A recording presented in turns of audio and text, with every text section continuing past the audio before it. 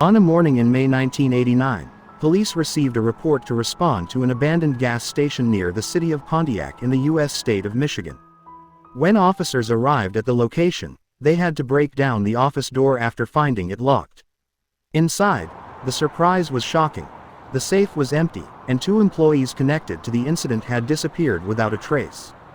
The missing individuals were Elmer DeBoer, an employee responsible for collecting gas station revenues and transporting them, who that day was carrying thousands of dollars in cash, and Melissa Monday, known as Melissa, a 19-year-old assistant manager of the station. The next day, police found the body of Elmer DeBoer in a wooded area outside the city.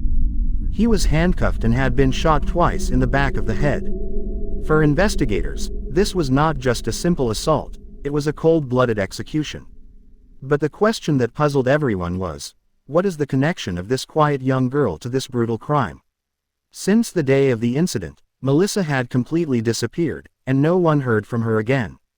Over time, the case began to reveal a strange story combining love, deception, and violence, a story that began years earlier in a quiet small town called Hancock in the state of Maryland. Melissa was an outstanding high school student, known for her shyness and academic commitment. Her teachers described her as one of the best students in her class, and she participated in school activities and had an excellent reputation among classmates and teachers. At home, her life was calm and organized. She did not go out much, and her mother always knew where she was. After sports training or school activities, she would call her family so they could come and take her home. But everything changed in 1985 when a strange man appeared in the area. His name was Jerry Strickland. He introduced himself as a man looking for property to convert into an orphanage. While searching for information about one property, he met Melissa's family for the first time. From the very beginning, Melissa's mother did not feel comfortable with this man. He seemed overly confident and spoke in a domineering manner that raised her suspicions. But while the mother felt repelled by him, Melissa saw him differently. Soon, Jerry began giving special attention to the young girl. He constantly brought her gifts and treated her in a way that made her feel important in a way she was not used to. Over time, the relationship between them became closer. Melissa secretly went out to meet him without her family's knowledge, and lied about where she was going.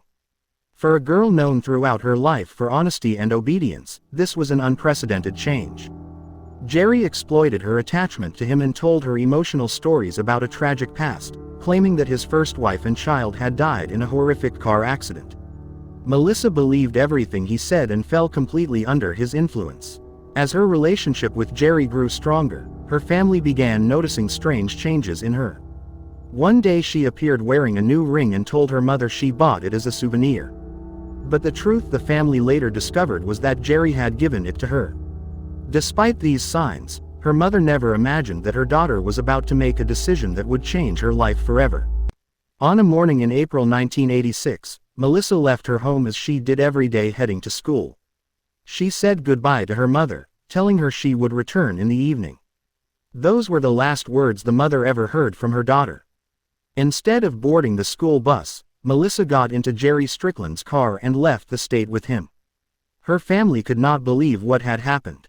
This shy, disciplined girl was not the type to suddenly run away from home. But the truth was that she no longer saw Jerry as others did. And as she moved away from her home, she still did not know the full truth about the man she trusted.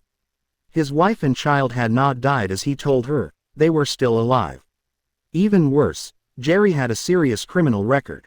He had previously been convicted of violent crimes, including a brutal assault on his wife's sister, leaving her between life and death after cutting her neck.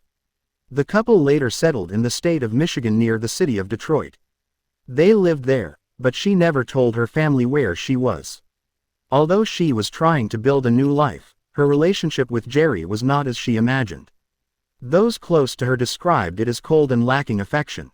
Jerry showed almost no emotional interest in her. With increasing financial pressure, Melissa got a job as an assistant manager at a gas station. There she met a man named Elmer DeBoer, an employee who collected cash revenues from gas stations for an oil company.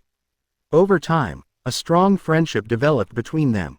Elmer was a kind and understanding person, and he listened to her problems and her suffering with Jerry, trying to support her during the most difficult period of her life. But this friendship was about to become part of a complex criminal mystery. On a morning in May 1989, Elmer arrived at the gas station as usual to collect the daily revenue. It was one of his last stops that day. Less than an hour later, customers began arriving at the station, but were surprised to find it completely empty. Elmer had disappeared, and Melissa had disappeared. When police arrived at the gas station, the scene raised many questions. Elmer Deborah's car was still parked outside, while the office was tightly locked. After searching the place, investigators discovered that the safe had been opened and a large amount of money stolen from it. As the investigation began, suspicion quickly focused on Melissa Monday. As the assistant manager, she knew the details of Elmer's work precisely, knew his arrival times, his daily routes, and the money he transported. Based on the evidence collected by the authorities, investigators began forming a picture of what happened that morning. Investigators believe Jerry Strickland planned the entire operation. According to this theory, he was waiting with Melissa inside the station when Elmer arrived as usual to collect the money. After he opened the safe and took out the money, Jerry suddenly appeared and took control of the situation. Police believe Jerry forced Melissa to put handcuffs on Elmer, then restrained her in the same way. The goal, according to investigators, was to deceive Elmer into believing that Melissa was also a victim of a robbery and that her life was in danger. Elmer appears to have believed this scenario.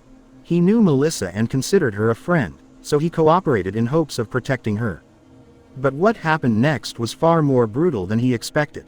According to the police account, Jerry later separated Melissa from Elmer, convincing him that he did not intend to harm her and that his only goal was robbery. When Elmer was completely defenseless, he shot him twice in the back of the head, killing him in cold blood. The crime shocked everyone who knew Melissa.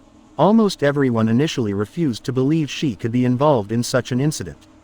In their minds, she was still the shy, excellent student they knew from school. But the following events made the case more complicated.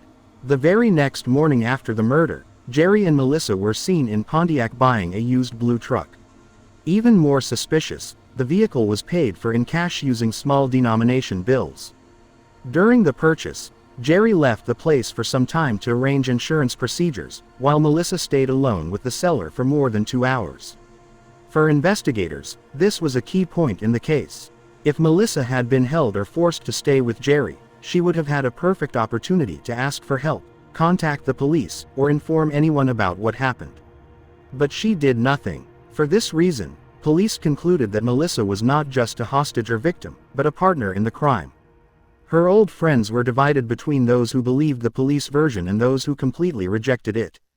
Some insisted that the girl they knew could not have participated in a murder. Others believed that the years she spent with Jerry may have completely changed her and turned her into someone different from the quiet student everyone knew. But for Elmer's family, there was no doubt. In their view, the man had been killed for no reason, and whether Melissa pulled the trigger or not, she was part of the events that led to his death. As the couple continued to flee, police became increasingly concerned that they might commit other crimes. Investigators considered that two people capable of planning a robbery, kidnapping, and murder in this way could be a danger to any community they hid in. Melissa's mother, however, was living a completely different struggle. Despite everything said about her daughter, she could not accept the idea that the girl she raised had become a criminal. She kept revisiting her memories and trying to understand the moment everything changed, but she found no answer. After Melissa's disappearance, the family found a letter she had left behind. In that letter, Melissa stated that she was not the person others described, and asked her family not to let anyone speak badly about her, and to remember that she still loved them all. But the letter explained nothing, it only increased the mystery. The search for Melissa and Jerry continued for many months, and their story became one of the most wanted cases for U.S. authorities, until something unexpected happened after the case was shown on a crime and mystery television program.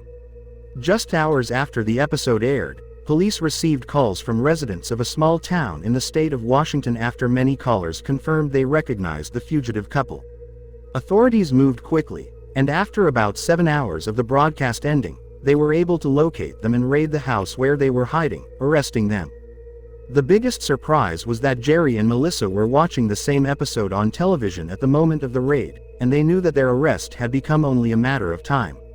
According to the officers who took part in the operation, Jerry did not resist arrest. He remained unusually calm and simply said that he was the person the police were looking for. On February 8, Jerry and Melissa were returned to the state of Michigan to face charges of armed robbery, kidnapping, and murder. Despite the evidence collected by the authorities, Jerry continued to insist on his innocence, claiming that the case relied on assumptions and indirect testimonies more than on eyewitnesses who saw the crime. But investigators were confident in their case file, confirming that they had a combination of physical and circumstantial evidence sufficient to prove his involvement. After a long trial, the jury issued its verdict. Jerry Strickland was convicted of murder and sentenced to 2 life sentences without the possibility of parole. Melissa Monday's case remained widely debated for years, with continued discussion about whether she was a willing accomplice or a victim who fell under the influence of a dangerous man who completely controlled her life. But for Elmer Deborah's family, there was nothing that could bring back the man they lost in that tragic crime. And thus one of the most controversial cases in the region was closed, while the moral and human questions surrounding it remain open to this day.